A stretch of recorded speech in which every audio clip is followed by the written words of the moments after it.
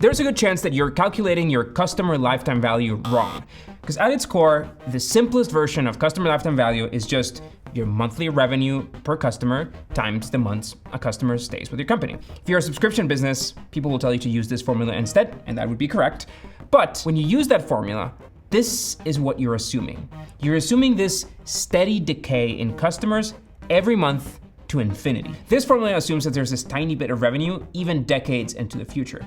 But in reality, you lose more customers at the beginning, and then you have reactivations, you have upgrades, and more crucially, your company can't make decisions on revenue that's gonna come decades into the future. So where does this cut off? And how about for startups that are not subscriptions, like e-commerce or marketplaces? I don't think anybody ever talks about those. So in this video, I'm teaching you everything that I've learned about customer lifetime value after running a tech company for about 12 years. But the cool thing is I'm sharing a couple of really useful and free templates that you can use to get this math right.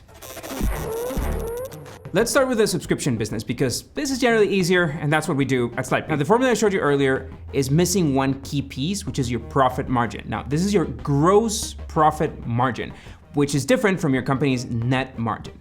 Gross profit margin is revenue minus the costs. Hosting is a cost, credit card processing is a cost because those things scale because you make more revenue.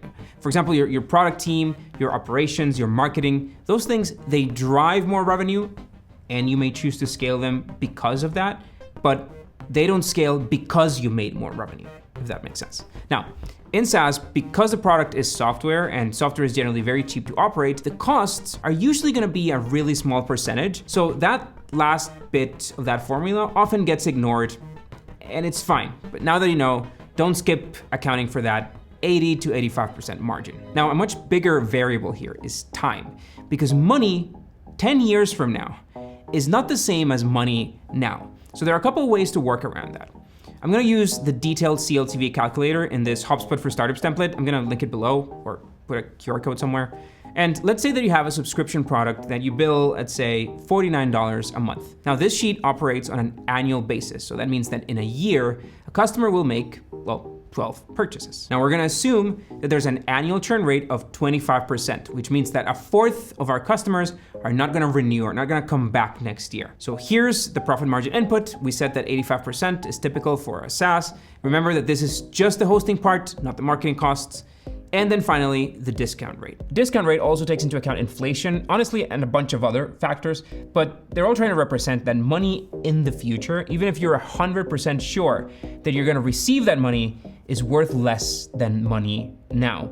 Good standard to use is about 10%, so we're just gonna leave that placeholder. With all of that, you can see that we get this simple LTV number, this profit adjusted lifetime value, and finally a discounted lifetime value. Now, knowing your exact lifetime value is just insanely important for growth, because if you know that each customer you convert is gonna pay you $1,860, then that dictates how much you can afford to spend to bring that customer in or to bring more customers in. In other words, if you spend $1,000 to convert a customer, which sounds like a lot of money anyway, but you know that the average customer is gonna stay with you for those 4 years, with your current LTV results, you would still be making $800 of profit from that customer, even after accounting for that cost of capital and for the profit margin. Now that's what you want any business to be. It's a place where you pour $10,000 today and $18,000 come out tomorrow. Now, do not forget this payback period, because in this example, it's taking this company about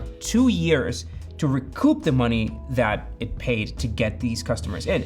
If you multiply that by, say, 1,000 customers, that's a lot of money that you have to front today in order to grow faster today. And the longer it takes, the riskier that recovery might get, because competitors might come in, you have bubbles bursting. So most SaaS companies will target a 12-month recovery on their cost of acquisition, which means that they want to recover what they spent in under a year.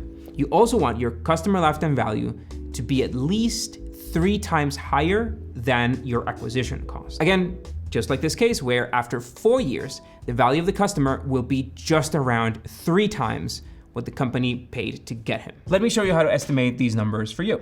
In the same template that we've been using before, there's this acquisition ROI sheet that can help you estimate exactly this. You can add your expected lifetime value from our previous exercise that was about $1,860, and then your acquisition cost, and then finally, your annual revenue per customer. Now with that, you get your exact LTV to CAC ratio. That number, that's the number that should ideally be above 3. You get your payback period, which in this case is just over 12 months, so just barely fine. And your acquisition ROI, which for our sample math is over 200%.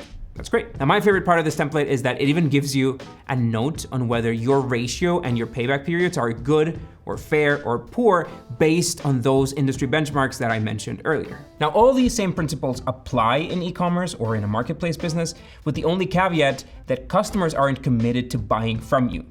They just might buy from you.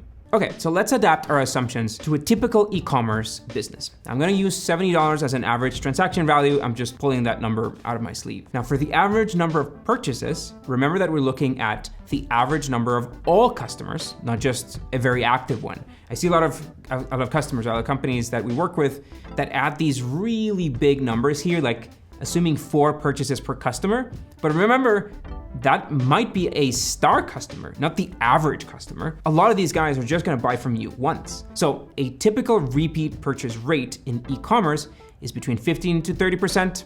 So I'm gonna use 20% as a reference. If 20% of your customers are this star customer of yours that come back and make 3 extra purchases, well, your average purchases per customer is really 1.6. Again, some customers are making 4 purchases, but it's only a small percentage of them. So we're gonna have to use this 1.6 as a reference. So I'm gonna use a churn rate of 50%. In e-commerce, I'm just gonna assume that only half of your entire group of customers are gonna buy something next year. And so with that, we get that the profit adjusted customer lifetime value is about $79. Now, under no circumstances should this company spend more than $78, $79 to convert a customer, because that just literally be throwing money out of the window. Ideally, this company should target getting new customers in and converted and making their first purchase for under $30. By the way, these margins are even slimmer with marketplaces, where your profit margin is really just the commission minus your hosting fees minus the credit card fees,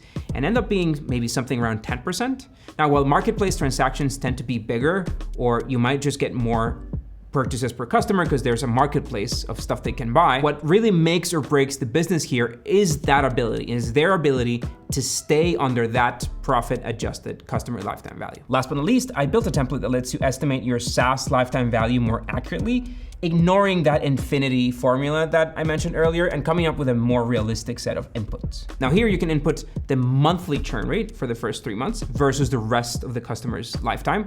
You can add a profit margin, and most importantly, a cutoff where you assume that the company is gonna change somehow and this is probably not gonna continue. I'm also gonna link this template in the description, by the way.